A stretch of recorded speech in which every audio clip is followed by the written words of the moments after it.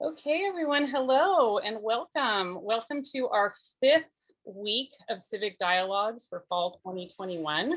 I have the distinct pleasure this morning of introducing our speaker this week and filling the shoes of our wonderful Patty Robinson, who is here with us today, but not in her typical role introducing our speakers.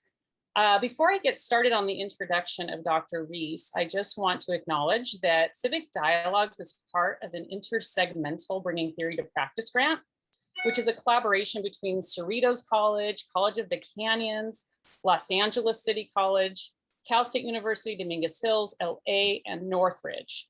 And really this idea of bringing civic dialogues in this remote setting was a result of collaboration with Jan Connell from Cerritos College and 3CSN and Dr. Patty Robinson from College of the Canyons. We were going to do this as a one-shot live event at College of the Canyons in the spring of 2020.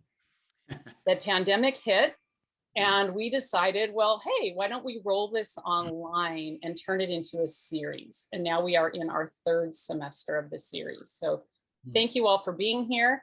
And without further ado, let me briefly introduce Dr. Brian Reese, and then I'll turn it over to Brian. All right, beginning November 1st, 2020, Dr. Brian Reese was named Chancellor of the Contra Costa Community College District. The district serves over 51,000 students at 3 colleges, Contra Costa College, Diablo Valley College, and Los Mendanos College, and 2 centers, Brentwood and San Ramon. The district is one of the largest multi-college community college districts in California, where more than 3,600 employees serve on a county of over 1 million residents. Dr. Reese has been working in higher education for over 30 years, with 15 years of academic and private sector leadership experience, having formerly held positions as college president, vice president of instruction, dean, and academic senate president. He taught political science as a tenured community college faculty member for 19 years and has a documented record of moving community colleges in directions that improve the academic success for students across all groups, and has particular expertise with student populations from historically underserved communities. Having worked extensively with legislative bodies and government agencies at the local, state, and federal levels, Dr. Reese has a record of success with public and private partnerships and fundraising. Dr. Reese has a Bachelor's of Arts degree, a Master's of Arts degree, a doctorate in political science from the University of Southern California. Please join me in welcoming Dr. Brian Reese. Well, thank you very much, Kimberly. I really appreciate the introduction, and special thanks to Kimberly, Jan, and Patty for organizing all of this and helping get me ready for this event. And I'd like to thank everybody who's participating today. I've been really looking forward to this event. Before we get started, let me say we're gonna be talking about social justice today, and specifically looking at the role community colleges play in social justice. Before we dive into that, I want to just share a quick story with you. We were talking about this yesterday. Kimberly, Jan, and Patty and I were talking about this. And I was telling this story about when I was in grad school. I told towards the end of grad school, I told my advisor that I was going to be taking a job in community colleges, in one of the California community colleges, which ended up being at Cerritos College. And she told me, I remember this very distinctly, she told me that, look, if you get into community colleges, you'll never be able to get out. And she was a very nice person who I think she cared for me. We had a good relationship. And she framed community colleges with that one sentence in a bit of a pejorative frame. And I remember being a little perplexed by that. And I think I was perplexed by that comment. This sounds like a ridiculous exaggeration, but it's not. I was perplexed by that comment for almost 30 years. I'm sure all of you recognize this. You know, when you're in community colleges, very often you hear this narrative about us. And I believe this narrative comes from the four-year universities. It's conceived there and imposed on us, and we've received it. And that narrative sounds something like community colleges are a place of second choice. Community colleges are a place where you land when you can't quite get a job at a CSU or a UC. They're a place where you land as a student when you couldn't quite get into a CSU or a UC or a private university. And they just constantly get framed as this, lower in terms of ranking. I mean, literally, you look at the U.S. News and World Report, there it is. We're ranked lower. And this has always been something that's frustrated me. It just felt intuitively wrong at the gut level. And I remember struggling with this, what is unique about us, special about us? I remember struggling with this at Cerritos College, at Crafton Hills College when I moved on to there. I remember struggling with it at Norco College. And the thing that really got me to get my arms around it was I ended up getting fired at Norco College, which we can talk about. I'll be happy to chat about that. And coming out of getting fired at Norco College in 2019, I had a year off, and I decided I'm going to write a book and see if I can get my arms around this idea. And in a word, or I guess two words, I think what makes community colleges special and community colleges unique in all of higher ed is the work that we do around social justice. Now, when you talk about social justice, this is kind of a large term. I think a lot of academics are in fact moving away from this term because it's too big. It's hard to quantify, hard to think of in terms of operational terms. But I like it in terms of a larger, just general social term. To me, what we're trying to do with regard to social justice is we're trying to undo social injustices. So really, to understand the term, you got to be thinking about social injustice. And social injustice is something that is very common. We talk about it a lot in society. And whenever you see a particular group that's getting the short end of the stick with regard to services or influence or power or something like that, what you're looking at is some kind of social injustice. So when you see African Americans getting disproportionate access to healthcare, or Latinx community getting disproportionate access to police services, or you see poor students or poor people getting less access to education, and you go on down the list, that's what we recognize as social injustice. And doing work to unravel that social injustice is the work of social justice. In my mind, the institution across the United States that's doing the most interesting, the most compelling, the most amount, in terms of volume of work in this social justice space is the American Community College. I think we are doing, and we're gonna talk about this. It's quantifiable. We are doing more work, more serious work, more in-depth work at a higher level of expertise than any of the other higher ed institutions. They all have things that they do well. The thing that community colleges are doing better than any other segment in higher ed is this social justice work. And let me talk about this in a couple of ways. First of all, we are serving more students from historically underserved communities than any other segment in higher ed. Let me just give you a quick sense of this. So this slide here shows the top 10 universities, private universities on the left side, and the top 10 public universities on the right side. And this is a list that's taken from the U.S. News and World Report's annual, evaluation of higher ed. And I have a lot of problems with that ranking system, but that's for another talk. So going with their list, I identified the top 10. It goes from 1 to 10, and this is from 2020. And then if you look at a guy named Raj Chetty in his research out of Harvard, he looks at a lot of income inequality in the United States. He just went through went through every single higher ed institution in the United States and calculated how many students they're serving from low income, middle income, high income. And he broke the income groups down into 5 sectors.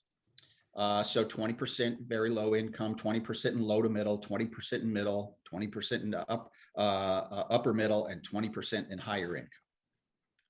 And this slide shows you the percentage of students from low and middle income backgrounds that are attending these universities. All right, so according to Raj Chetty's work, 60% of a population falls into middle, or lower income. You guys following me here? So 60% of the United States falls into that category. Only 13% of Princeton's population is from that category. 23% of MIT's population falls into that category. Northwestern, Duke, same thing. So while 60% of the American public is from those income brackets, they are serving a extremely low number of students from those income brackets. And then you would think, well, the four-year public institutions, they must be addressing this at a much better rate, right? So on the right-hand side of the screen are the top 10 public universities from 2020, UCLA, Cal, Michigan, University of Virginia, et cetera. And look at some of these numbers. They're all well below 60%. They're better, but they're not at 60%. UCLA has about 33% of their student body from middle to low income. University of Virginia, University of Michigan, really low rates. So what's going on with these institutions is they are disproportionately serving students from families with middle or upper income backgrounds. This is a major problem in the United States. Now compare that to the top 10 community colleges in the United States. This is the top 10 list from 2020 developed by the Aspen Group. The Aspen Group goes through a competition every other year and ranks, there's this competition. It's a very prestigious award. I think it's a pretty good system. Anyway, in 2020, these are the schools that they named as the top 10. Miami-Dade all the way down to San Jacinto that's not Mount San Jacinto in Riverside, that's San Jacinto, Texas, San Jacinto College in Texas. Miami-Dade, I'm so impressed with this institution. Look at that. They serve 77% of their students, almost 78% of their students come from middle to low income. And if you look right on down this list, most of these institutions are serving a disproportionately higher number of students who come from middle to low income in the United States. My experience at Cerritos College, at Crafton Hills College, at Norco College, and now at Contra Costa Community College District reflects this also. In fact, I asked our own research and development department recently at Contra Costa College. The nickname for Contra Costa College is 4CD. I asked them what percentage of our students fall into at least one of these categories. What percentage of our students are student of color, LGBTQ+, they're eligible for the Promise Grant, eligible for Perkins, identify as first generation, foster youth, disabled, veterans, or homeless. And the answer for Contra Costa Community College, which I would not describe Contra Costa as a depressed county. It's right next to Alameda County, so it's kind of next door to Oakland and Berkeley. 93% of our students come from this category. Community college, my point here is community colleges don't exclusively serve students from historically underserved communities. Not exclusively, but we almost exclusively do. This is the majority of students that we are serving in our contemporary environment. And this is something to be extremely proud of. This is the group that we're reaching out to. It just amazes me that Harvard and Stanford are so proud of how many students they turn away. And somehow we've bought into that about, look at all the people we turn away. So many people want to go here. To me, that should be an embarrassment if you're thinking about social justice. What we're doing at community colleges is we're taking everybody, and in particular, we are taking students from communities of color, students with low income backgrounds, if not from poverty, students with recent immigrant history, students from from the LGBTQ plus community. We're taking students from all these historically underserved communities, which is really great. And the second point I want to make is this is working, right? If you look at higher ed, and is it having an impact on lives? It's clearly working. This chart, just to briefly show you, looks at kids in the United States and tracks them for about 30 years. What they're trying to do is they look at the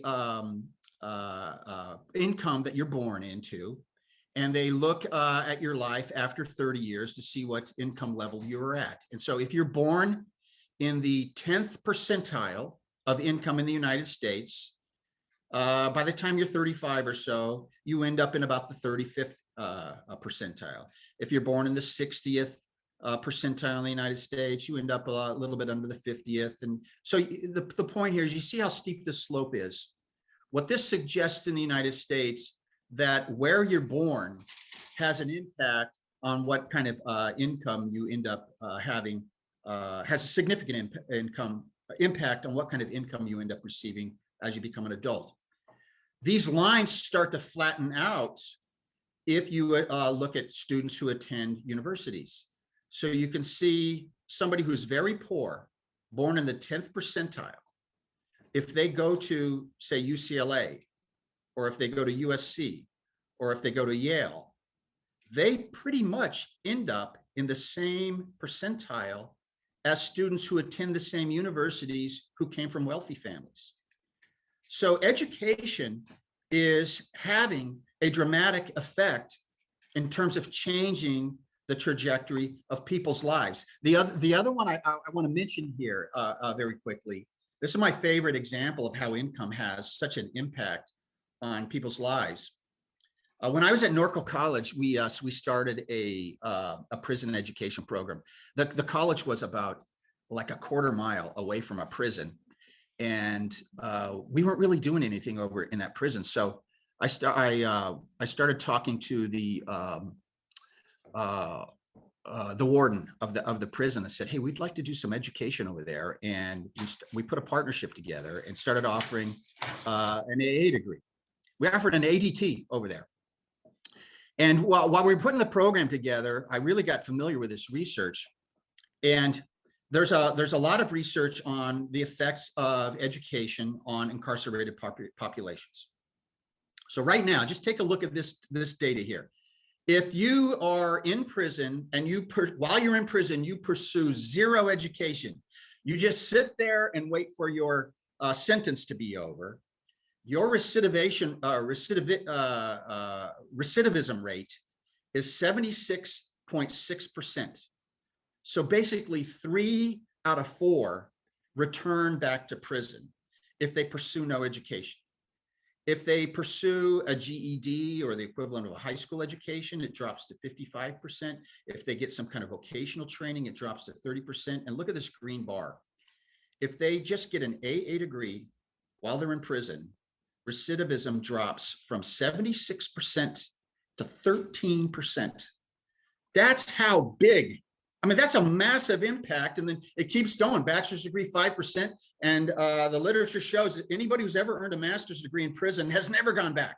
It's 0% recidivism at that rate. Very few people earn a master's degree in prison. But this is a really, really strong effect that we should all be very, very pleased with. So there are 3 things around this idea of a social justice that I think we can all look at. First of all, we have a very strong established community infrastructure, community college infrastructure, especially in California and a couple other states. Florida has a really strong system. North Carolina, Texas has a really good system, and a few others. As I've showed you here in the data, historically underserved students are enrolling in our community colleges. They're seeing these as places that are welcoming to them. So for a lot of institutions of higher ed, there are proportionate numbers of African-American students, Latinx students, Southeast Asian students. So the percentage that live in the community are coming to that college. We're having good access trends. This has been going on really for the last 30 years. We also can see from the data that I gave you here that we have academic success is translating into personal success. So if you go to college and you come from a historically underserved community, it changes what your life is like. Not immediately, but if you track that person's life over the course of their early professional development, it changes their lives and very often changes their whole family's life. The place where we really need to do work now is in the equity space. So let me pause here just real fast before we go over a couple of other slides. To me, when we talk about social justice, I think where we're trying to land is, okay, think about all of the positions of prominence and influence in the United States.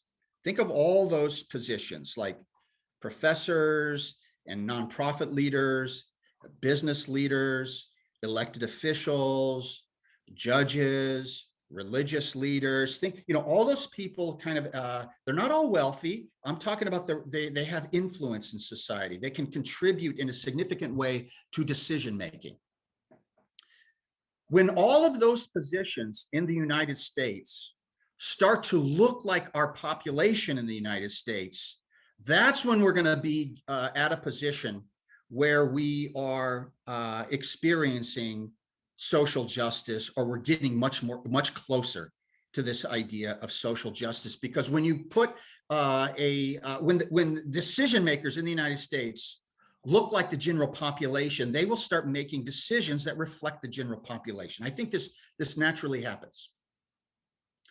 So the question is, how do we get people from all groups in the United States into positions of prominence? And the answer to that is through education, because most of those positions that I just mentioned required a bachelor's degree. Not all of them, but most of them, and many of them require degrees that are higher than education. So our big challenge really to address this social justice idea is to make sure that we're receiving a proportionate number of students from historically underserved communities, which we're doing right now. We're doing a pretty good job there. But what's not happening is when these students are walking across the commencement stage to receive their AA degrees, their bachelor's degrees, their master's degrees, et cetera, when we look at who's walking across those commencement stages, those people receiving those diplomas are not reflective of our larger population. That's why I say equity is the work that we need to do right now. And this is the kind of the gap that we're looking at. All right, let me explain this. This was really helpful to me starting to put this information together. All right, 70% graduation rate is about what upper middle income white and Asian students are experiencing. So in general, across the country, if you are a white or Asian 18, 19-year-old and you come from an upper income or higher family, when you go to a college, no matter where it is, you tend to finish at about a 70% rate. So that's the kind of goal we need to get to in order for there to be some kind of equity when students are walking across the commencement stage, and then some kind of equity when we start looking past that in terms of people who are in positions of power. The Latinx community right now has a graduation rate for a bachelor's degree at about 56%. Veterans are graduating at about 53%. Southeast Asian students, so like students from Laos, students from Vietnam, Cambodia, things like that, 50%. African-American students are graduating at about 46%. And then it really starts to slide. The LGBTQ plus community, as is below 30, or excuse me, below 35%. Poor students, no matter what race or ethnic group they come from, are finishing at about 25%. Working students, a lot of our students at community colleges are working students. They're finishing their degrees at 15%. Native Americans and Pacific Islanders at 10%. Foster care students, 5%. Incarcerated students, including and formerly incarcerated, at about 4%.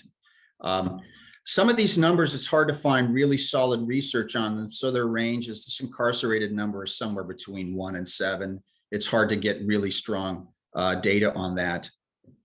But these are the gaps that we need to close. To me, this feels like what our next round of work looks like in community colleges. And what we really need to figure out is how we're going to do this. And this is what I'm frustrated with most in my entire career, these gaps.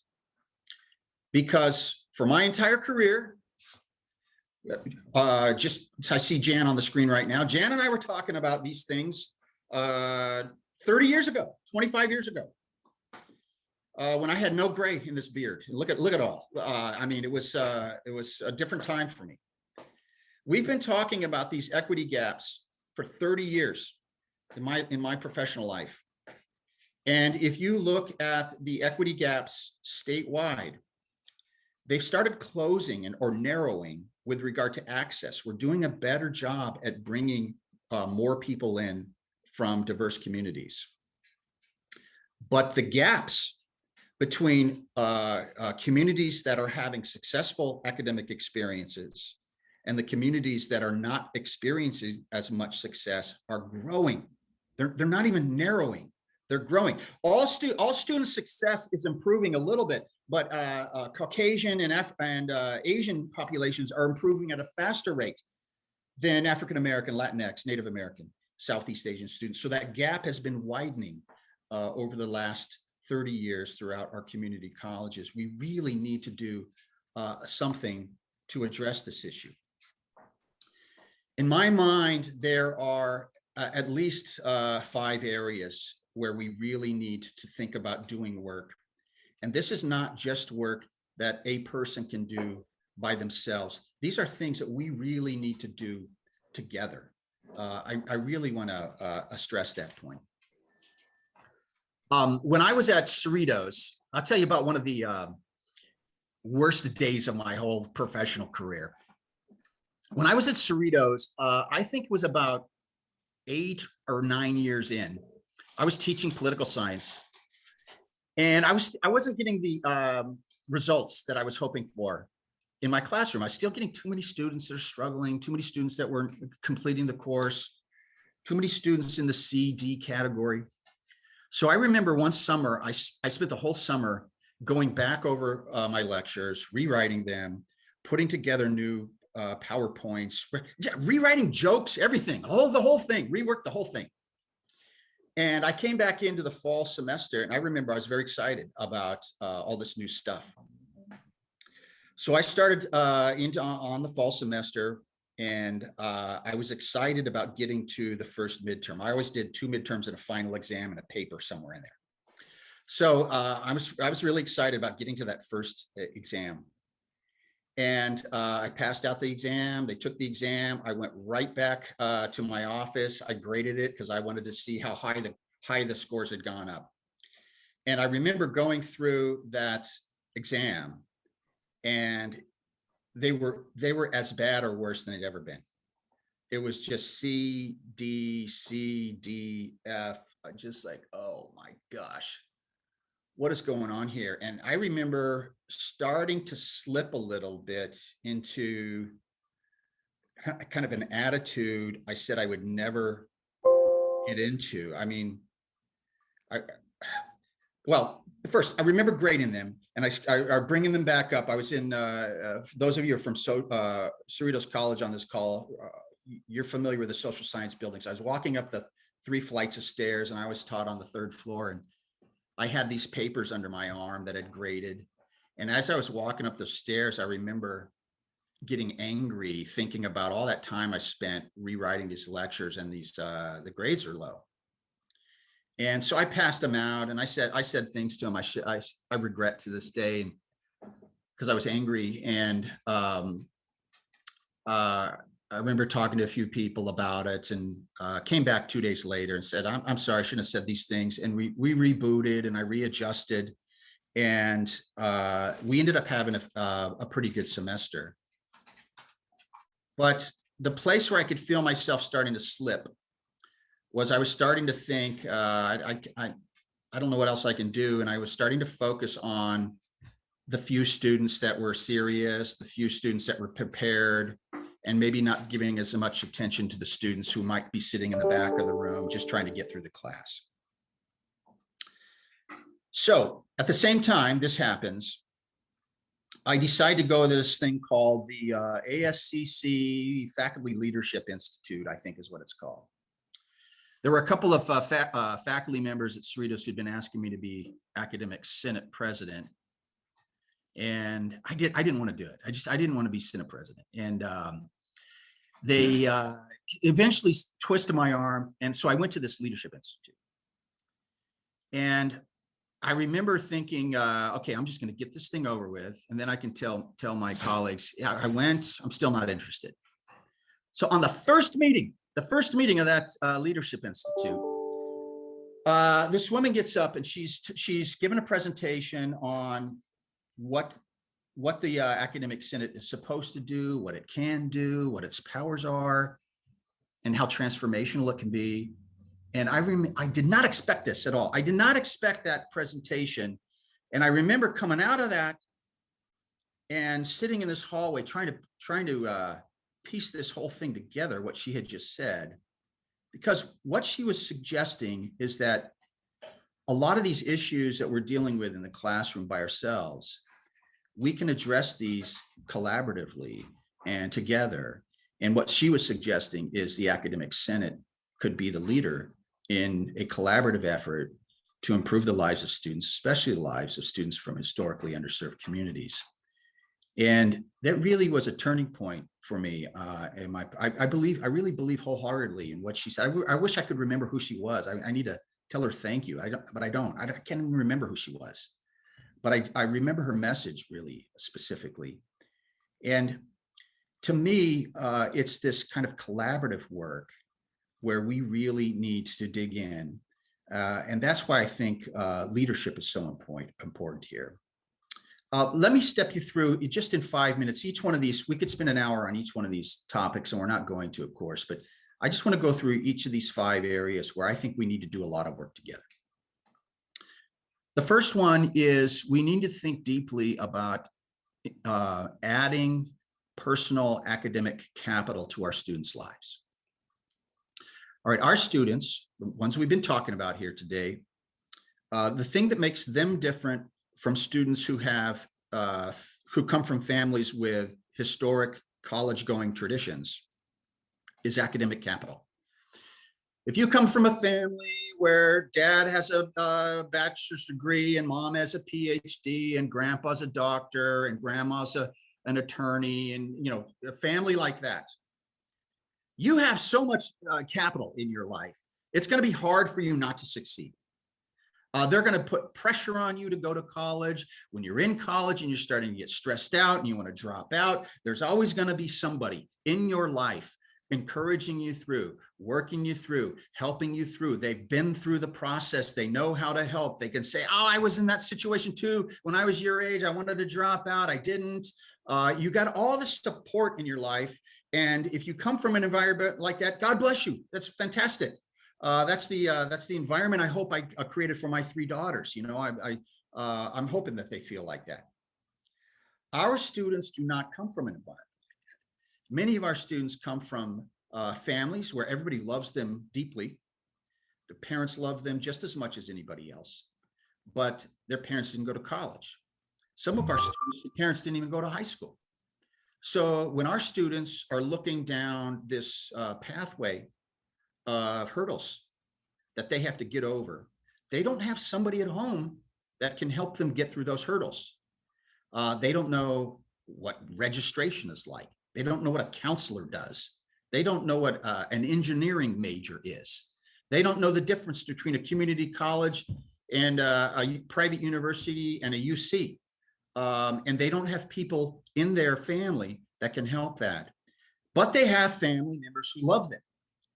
We have to figure out how to leverage this group that's in their life, this group of socializing agents in their lives, with arm them with the kinds of information that they would like to have to help these help their own students succeed. So I feel like there's an untapped resource in their lives that we're not leveraging well enough for them. Again, we could go on that topic for a long time, and I would like to do that at some other time, but let me move to the others. Community colleges are underfunded. This is just a fact that is driving me more and more crazy as I look at it.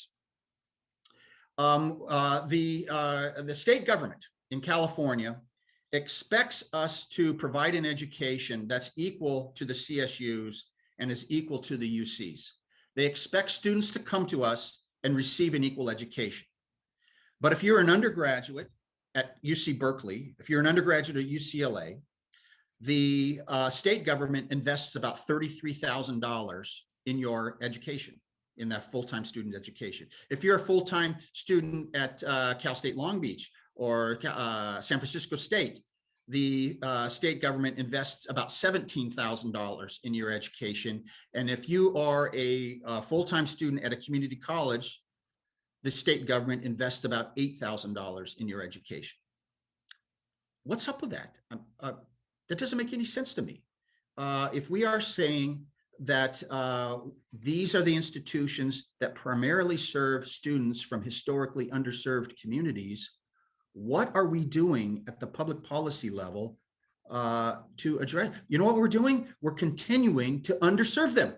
We are literally giving them 1/3 the educational dollars that institutions who predominantly serve students from upper income families receive.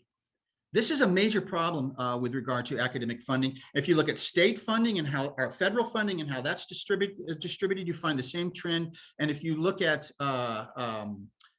philanthropy funding to higher ed, the trend is unbelievably lopsided. Over 97% of philanthropy funding in this country is going to four-year universities. That includes funding that's intended to affect social justice, which should be going to community colleges. So we have a lot of work that we need to do together as a sector to really tell our story better in state offices, in federal offices, and in philanthropy offices to make sure that this funding starts getting directed in a different way. A third thing is we really need to double down on making a commitment to best practices.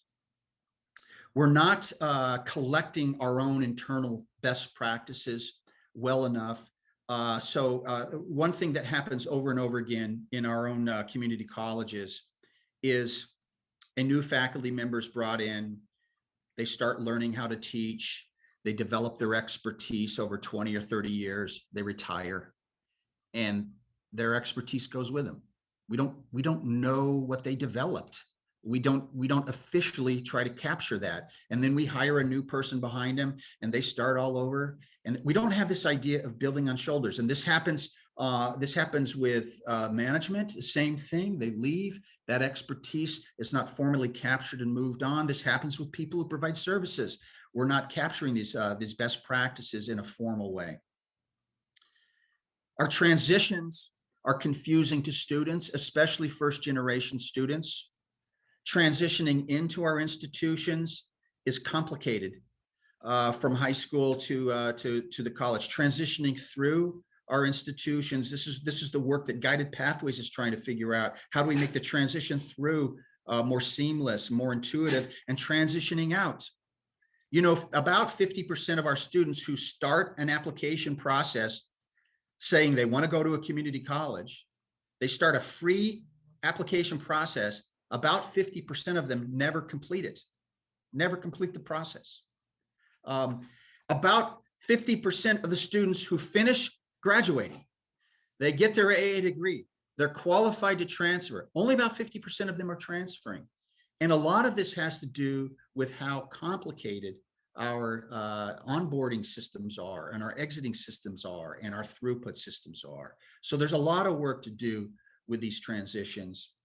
And the last thing I'll say, I'll mention here is we have a lot of work to do in the area of leadership in this space. Leading in a DEI direction, in a social justice direction, is inherently disruptive. It just is, right? Whenever you're working in a DEI space, one of the things you have to do is bring more voices from communities of color, for example, into more Black and brown voices into the conversation, into the decision-making process. And that, by definition, disrupts the existing decision-making process. And very often, this is a difficult conversation. And a lot of leaders conclude that the way to survive as a leader over long term is to not get involved in that kind of disruption. It's, to a certain extent, it's a rational conclusion to come to. One way to stay in leadership is to avoid controversy. But this work that we're talking about is extremely needed. And in order for us to do this, we need leaders that can move into this space with courage, but also move into it without recklessness. Because if you get too reckless with the change, then you end up not being able to successfully implement it. So I think these are 5 areas where we really need to think about doing work together.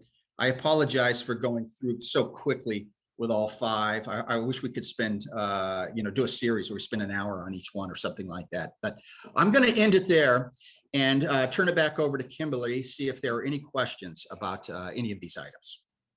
All right, thank you so much, Brian. So I've just put into the